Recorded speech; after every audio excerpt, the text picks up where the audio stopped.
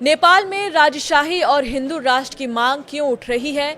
क्या अब ऐसा संभव है? इसके पीछे कौन लोग और भारत की क्या भूमिका है, जानेंगे आज इस पूरे एक्सप्लेनर में। मैं हूं आपके साथ जानवी जायसवाल। आप देख रहे हैं न्यूज़ 18 का डिजिटल प्लेटफॉर्म। पहला सवाल यह है कि नेपाल को हिंदू राष्ट्र बनाने और राजशाही की मांग करने वाला कौन है? नेपाल में राजशाही बहाल करने की मांग होती रही है। इसकी ताज़ा शुरुआत 9 मार्च 2025 को हुई, जब काठमांडू के त्रिभुवन इंटरनेशनल एयरपोर्ट पर करीब 10,000 लोग इकट्ठा हुए। ये सभी नेपाल के पूर्व राजा ज्ञानेंद्र शाह के समर्थक थे। ज्ञानेंद्र पश्चिमी नेपाल के दौरे से वापस लौटे तो हजारों समर्थकों रॉयल पैलेस खाली करो, राजा आ रहे हैं, वापस आ जाओ राजा, देश बचाओ और हम राजशाही चाहते हैं जैसे नारे लगाने लगे। इस दौरान कोई हिंसक घटना तो नहीं हुई, लेकिन हिंसा की चिंगारी जरूर भड़क गई।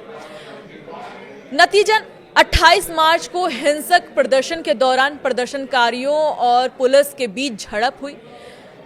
तिनकुने में इस एक इमारत में तोड़फोड़ की गई और उसको आग के हवाले कर दिया गया। प्रदर्शनकारियों ने पुलिस पर पथराव भी किए, जिसके जवाब में सुरक्षा कर्मियों को आंसू गैस के गोले दागने पड़े। इस घटना में 2 लोगों की मौत हो गई। प्रदर्शन राष्ट्रीय प्रजातंत्र पार्टी के नेतृत्व में हो रहा था, जिसे नेपाल के पूर्व राजा ज्ञानेंद्र शाह के समर्थन हासिल है। नेपाल में इस हिंसक झड़प के लिए लोकतंत्र समर्थक पार्टी ने पूर्व राजा ज्ञानेंद्र शाह को जिम्मेदार ठहराया। अब नेपाल में प्रदर्शनकारियों की 2 प्रमुख मांगे हैं। पहला, राजशाही व्यवस्था की बहाली। लोगों की मांग है कि देश में राजनीतिक प्रक्रिया खत्म करके राजशाही को दोबारा लागू किया जाए। राजशाही व्यवस्था नेपाल का केंद्रीय मुद्दा है, जो 2008 से गणतंत्र की स्थापना के बाद से ही शुरू हो चुकी थी। दूसरा कि हिंदू राष्ट्र की मांग। नेपाल की करीब 81% हिंदू आबादी की मांग देश को हिंदू राष्ट्र घोषित कर देना चाहिए, जैसे कि राजशाही के समय था। समर्थकों का मानना है कि 2008 में धर्मनिरपेक्षता अपनाने से नेपाल की सांस्कृतिक और धार्मिक पहचान कमजोर हुई है।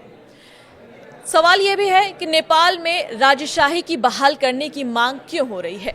नेपाल में राजशाही बहाल करने की मांग के पीछे 5 बड़ी वजह बताई जा रही है।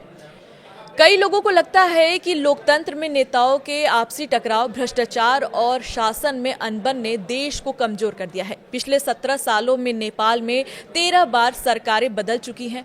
किसी भी सरकार ने अपना 5 साल कार्यकाल पूरा नहीं किया है। ऐसे में लोगों को सरकार की व्यवस्थाओं से भरोसा उठ गया है। दूसरा, ट्रांसपेरेंसी इंटरनेशनल की रिपोर्ट के अनुसार पिछले 1 साल में नेपाल में भ्रष्टाचार 58% बढ़ गया है। 50% भ्रष्टाचार के मामले प्रधानमंत्री कार्यकाल और राष्ट्रपति कार्यकाल से जुड़े लोगों पर या संगठनों से संबंधित है।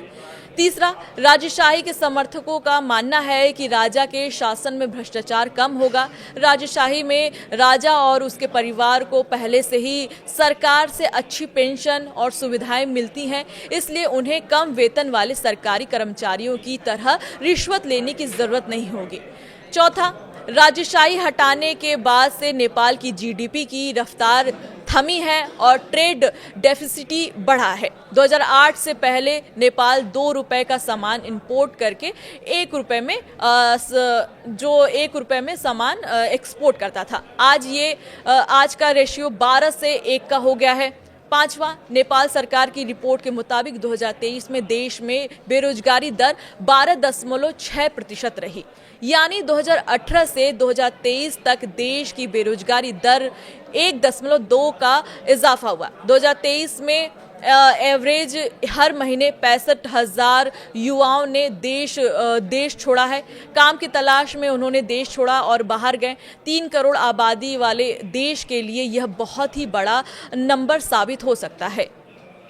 राजशाही समर्थक का मानना है कि संसद में अलग अलग राजनीति दलों में मतभेद के कारण देश का विकास नहीं हो पा रहा है। एक बटी हुई संसद आमतौर पर कोई एक तरफा फैसला नहीं ले सकती है। वहीं एक राजा तेजी और अकेले किसी भी फैसले को आसानी से नहीं ले सकता। तीसरा सवाल ये है कि अगर नेपाल में राजशाही लौट आई तो क्या लोकतंत्र खत्म हो जाएगा? राजशाही दो तरह की होती है। पहला, निरंकुश राजशाही राजा या रानी के पास विधायकी कार्यकाल को न्यायिक शक्तियां होती हैं। उनकी इच्छा होती है कि कानून व्यवस्था बने। कानून बनाने के लिए शासन चलाने और न्याय देने की योग्यता होनी चाहिए। इसमें संसद, संविधान या जनता द्वारा चुने गए प्रतिनिधियों को कोई भी भूमिका नहीं नजर आती है। राजा की शक्तियों को सीमित कर देना या निरंकुश राजशाही में शासक दावा करते हैं कि उनकी शक्ति ईश्वर से प्राप्त हुई है, जिसमें उनकी सत्ता को चुनौती देना पाप या अपराध माना जाता है। दूसरा, संवैधानिक राजशाही। इस शासन व्यवस्था में राजा या रानी देश का शासक होता है, लेकिन उसकी शक्तियां संविधान या कानून के दायरे में सीमित रहती हैं। इस व्यवस्था में राजा या रानी प्रतीकात्मक या औपचारिक भूमिका निभाते हैं, जबकि असल शासक लोकतांत्रिक रूप से चुनी हुई सरकार और संसद के पास होती है। जापान, ब्रिटेन और थाईलैंड जैसी देशों में ऐसी ही व्यवस्था है। वहीं जानकार का कहना है कि अगर नेपाल में राजशाही लौटता है तो लोकतंत्र खत्म हो जाएगा। लोकतंत्र खत्म होने का मतलब है कि देश में निरंकुश राजशाही, जो फिलहाल नेपाल में लग पाना असंभव है। आपकी क्या राय है इस पूरे मामले में? हमें कमेंट करके जरूर बताएं। फिलहाल के लिए मुझे दीजिए इजाजत। देखते रहिए न्यूज़ 18 मध्य प्रदेश छत्तीसगढ़।